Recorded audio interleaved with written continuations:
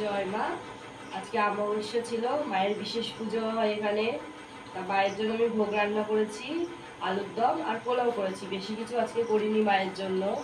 তা আমি মাকে সেবা দিয়েছিলাম, দেওয়ার পরে আমার পুজো আস্তে আস্তে শেষ হলো। শেষ হওয়ার পরে আমি এখন মাকে ভোগ খাইয়ে দেবো, কারণ প্রতি অমাবস্যাতে আমি নিজে হাতে মাকে ভোগটা খাইয়ে দিই, তাই এবারও নিজে হাতে ভোগটা খাইয়ে দেবো।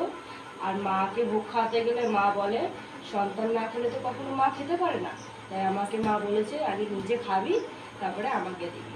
তো এখন আমি খাইয়ে দিচ্ছি মাকে, তোমরা সবাই দেখো।